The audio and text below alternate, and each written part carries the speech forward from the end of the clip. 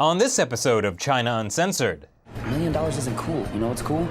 A billion people. Hi, welcome to China Uncensored. I'm your host, Chris Chappell. You know, we've all had our embarrassing moments on Facebook, right? Like that time I got stuck on top of a troll in Norway. Or that Halloween I dressed up like a future robot version of Michael Jackson. Wait, that was awesome. Even the founder of Facebook, Mark Zuckerberg, has had his public foibles, like this picture he posted last week. Oh, Mark, did you not notice how dangerously full of smog the air was that day? And it's actually 15 times the level considered safe by the World Health Organization. Huh.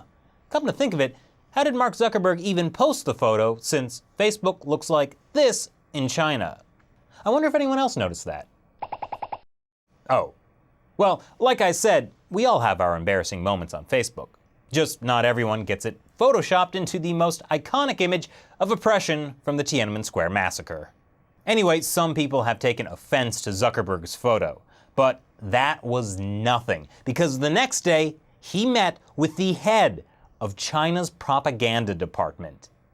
This all created fervent debate on the Chinese interwebs, especially on China's largest microblog, Sina Weibo. One popular account asked users, will Facebook this time successfully enter the Chinese market? Now, one would think even this comment wouldn't get past Chinese censors, since Facebook has been blocked in China since 2009. But it wasn't long before the censors cracked down on people picking on poor Mark Zuckerberg. China Digital Times leaked this, a top-down instruction telling press to control malicious commentary on Facebook founder Mark Zuckerberg's visit to China. Yes, the ones responsible for censoring Facebook are defending the founder of Facebook.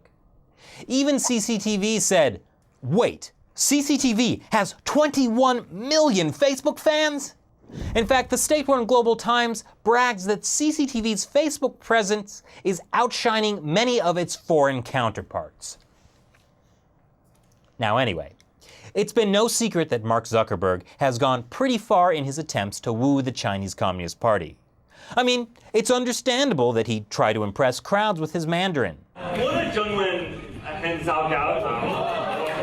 And you have to admit, this family Lunar New Year greeting was kind of adorable in an awkward way. But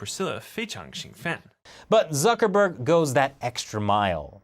Like when he so coincidentally happened to be photographed with Chinese leader Xi Jinping's book. That was just there, on his desk, prominently. Then there was the time, I kid you not, he asked Xi Jinping to name his unborn daughter. Xi Jinping declined. So I think it's safe to say Mark Zuckerberg will do whatever it takes to get China's 700 million internet users onto Facebook. And can you blame him, really? Yes, you can! And not just for his embarrassing sucking up that is obvious to people on both sides of the Great Firewall. The Chinese regime ranks dead last in internet freedom, according to a survey last year by Freedom House. And yet this weekend, Zuckerberg praised the progress China has made on the internet. Zuckerberg said he appreciates China's achievement in internet development. Seriously? So you're saying you appreciate China's advanced censorship technology? That's like going to Agent Smith and saying, oh yes, I really enjoyed this matrix you built. Yes, very impressive. I hate this place. That's understandable. Because seriously, how would you feel if Facebook censored your posts according to Chinese law? My Facebook page would look like this. And that's why I'm somewhat concerned when my favorite state-run propaganda media says Zuckerberg sets a good example for foreign countries hoping to enter China's market.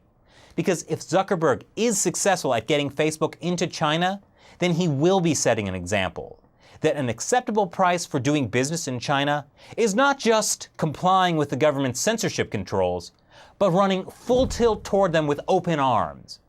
And if Zuckerberg thinks the controls are going to loosen up, he'd better think again. Just this month, Chinese censors put into effect new restrictions on foreign online publishers, saying the purpose of content must be to promote core socialist values, which Zuckerberg should know all about from reading Xi Jinping's book.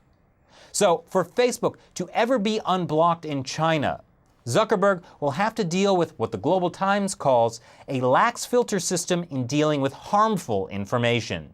In other words, anything the party doesn't like. And here's the thing.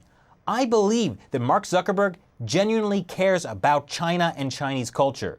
It's just that by trying to get Facebook into China, he's helping the people who are making it worse keep it that way. So what do you think about Facebook's attempts to get into the Chinese market? Would Zuckerberg be setting a bad precedent? Or is it worth censoring content to get Facebook into China? Leave your comments below, and remember to check out the China Uncensored Facebook page while it lasts. Once again, I'm Chris Chappell. See you next time. Just when you thought it couldn't get any more complicated than a territorial dispute between China, Taiwan, Vietnam, Malaysia, Brunei, and the Philippines, well, Indonesia had to show up, like a seventh wheel. Presidential hopeful Donald Trump has a special relationship with China. I love the Chinese people. And they love him back.